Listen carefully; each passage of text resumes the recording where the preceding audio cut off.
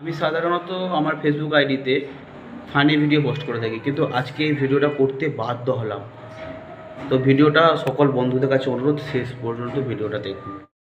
এই ভিডিওটা করার একটাই মানে, সেটা হচ্ছে যার একটা কান কাটা থাকে সে বাজারের মধ্যে দিয়ে যেতে ভয় পায় বা লজ্জা পায়, কিন্তু যাদের দুটো কান কাটা তারা বাজারের মধ্যে দিয়ে যায়।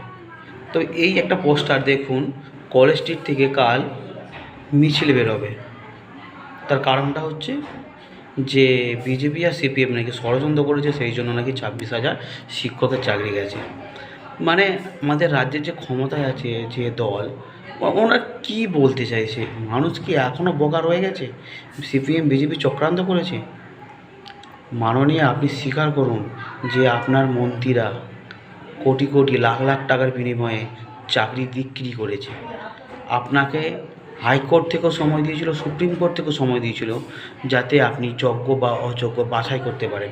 আপনি সেটাও করতে পারেন না, আর এখন দোষ চাপাচ্ছেন যে নাকি সিপিএম বিজেপি এটা করেছে।